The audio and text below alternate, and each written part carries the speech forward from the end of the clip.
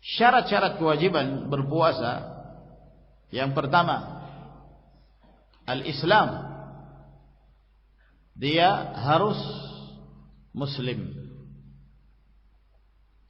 Maka tidak ada kewajiban puasa bagi orang yang kafir.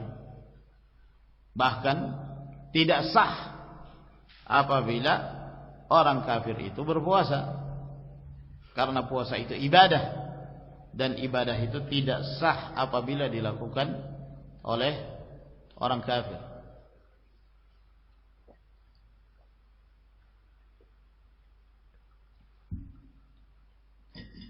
Oleh karena itu, apabila ada orang-orang kafir,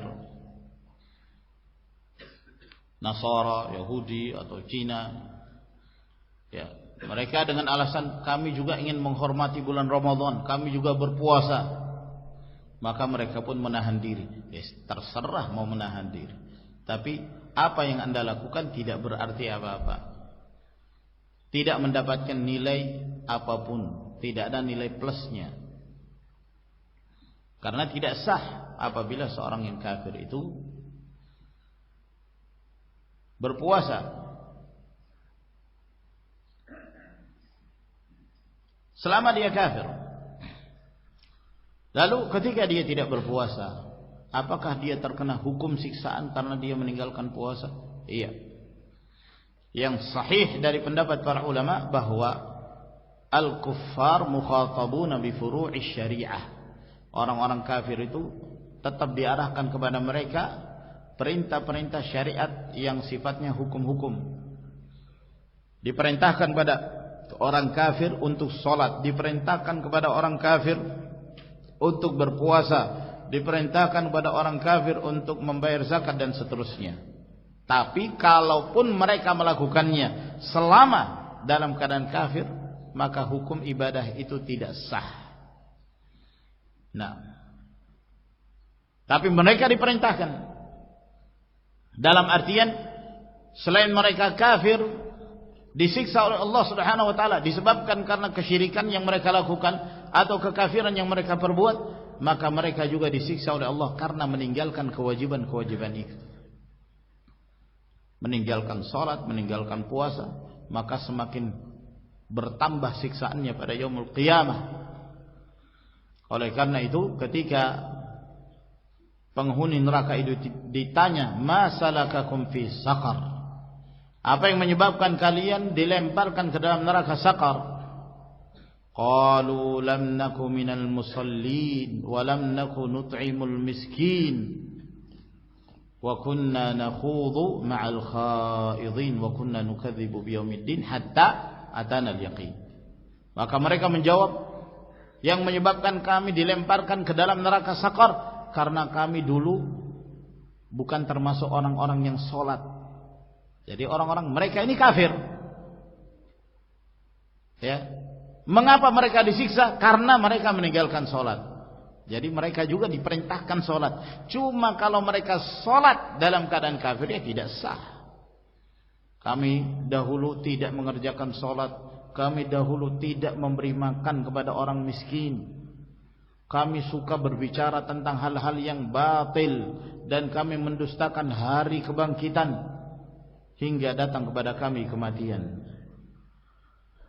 Maka Allah Subhanahu wa taala menyiksa mereka. Apabila orang kafir masuk ke dalam Islam, apakah wajib baginya mengqadha puasa-puasa yang dia tinggalkan selama dia kafir? Jawabannya tidak ada kewajiban. Jawabannya tidak wajib.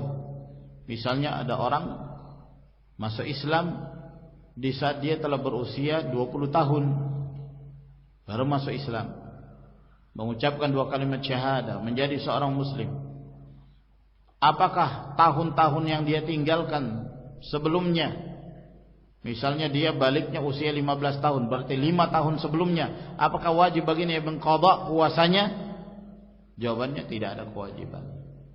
Mengapa? Sebab seorang yang kafir ketika dia meninggalkan kekafirannya masuk ke dalam Islam, maka seluruh dosa-dosa dan kesalahan yang lalu ampuni oleh Allah Subhanahu wa taala. Qul lil ladzina kafaru in yantahu yughfar lahum ma qad salaf. Katakanlah kepada orang-orang kafir, apabila mereka berhenti dari kekafirannya, maka diampuni apa yang telah lalu dari dosa-dosanya. Rasulullah sallallahu alaihi wasallam mengatakan kepada Amr bin al-As, "Ama 'alimta anna al-Islam yajubbu ma qablah?" Apakah engkau tidak mengetahui dengan masuk Islam seorang hamba itu akan menghapuskan segala kesalahan-kesalahan dan dosa yang lalu? Lalu bagaimana dengan orang yang murtad? Kalau tadi yang kafir asli, lalu murtad bagaimana? Diterangkan oleh Al-Mawardi rahimahullah, fa amma ar-riddatu idza tarat fi syai' min nahari shaum faqad abtalathu.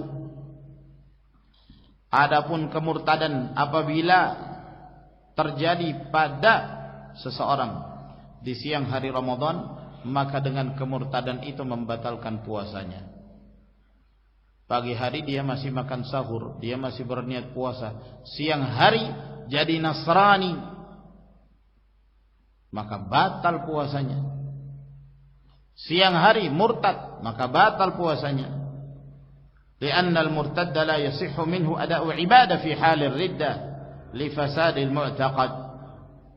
Sebab orang yang murtad itu tidak sah darinya melakukan ibadah di saat dia murtad, karena rusaknya akidah yang dia miliki.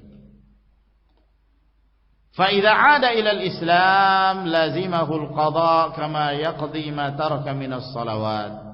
Namun apabila dia kembali kepada Islam, kata Al-Mawardi rahimahullah, maka wajib bagi dia untuk mengganti puasa yang dia murtad di hari itu, sebagaimana dia berkewajiban untuk mengqadha apa yang dia tinggalkan dari salat-salat. Ini yang disebutkan oleh Al-Mawardi rahimahullah.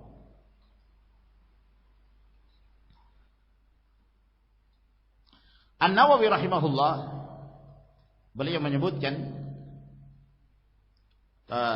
secara rinci tentang permasalahan ini, tentang hukum orang yang murtad. Kata beliau, ammal kafirul murtaddu fayalzamuhu as-salatu fil hal, wa idza aslama lazimahu qada'u ma fata fir riddah. Hadza madhhabuna la khilafa fihi indana. Adapun seorang yang kafir murtad, seorang yang kafir murtad lalu kemudian dia kembali kepada Islam, ya, maka dia harus salat pada saat itu juga. Dan apabila dia telah kembali kepada Islam, maka dia wajib mengqadha, mengganti apa yang telah lalu di masa-masa ketika dia murtad. Ini An-Nawawi rahimahullah ta'ala menyebutkan bahwa ini mazhab Imam Syafi'i, tidak ada perselisihan di kalangan para ulama Syafi'iyah dalam pandangan mereka bahwa orang misalnya dia muslim di usia 16 tahun, lalu setelah itu dia murtad 2 tahun lamanya.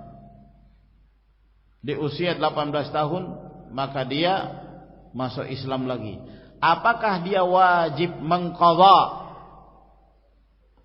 puasa yang dia tinggalkan selama 2 tahun sebelumnya? Apakah dia wajib mengqadha? Mazhab Syafi'i mengatakan iya, dia wajib mengqadha puasa yang dia tinggalkan selama murtad. Adapun Imam Malik, Abu Hanifah, Ahmad dalam salah satu riwayat, Daud, ya, mereka mengatakan tidak mesti, tidak perlu mengqadha apa yang dia tinggalkan di masa-masa ketika dia murtad. Ya. Jadi mayoritas para ulama, Imam Malik, Abu Hanifah, Imam Ahmad, mereka berpendapat hukumnya orang yang murtad meninggalkan puasa-puasa sebelumnya karena murtad sama hukumnya seperti orang kafir.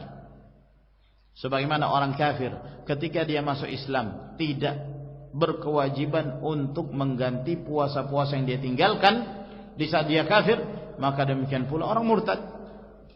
Murtad itu hukumnya kafir.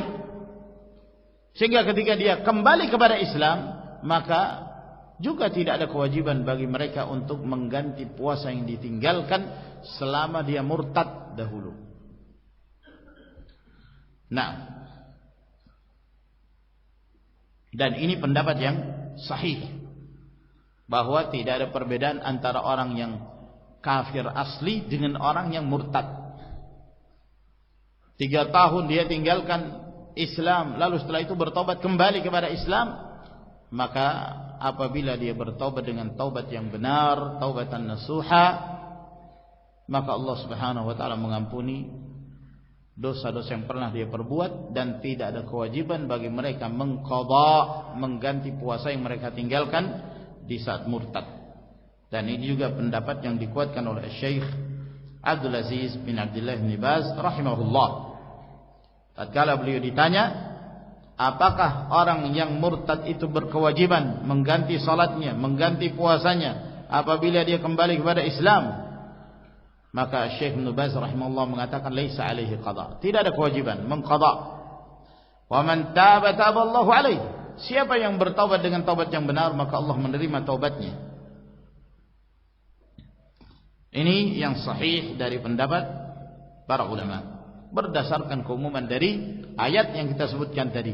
Qul lil ladzina kafaru iyantahu yughfaru lahum ma qad salaf.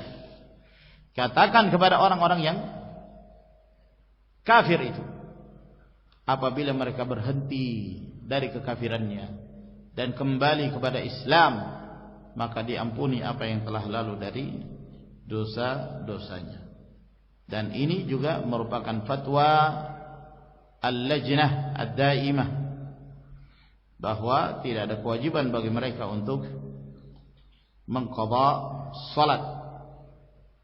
Demikian pula puasa yang ditinggalkan selama murtad. Ini berkaitan dengan syarat yang pertama, yaitu Islam.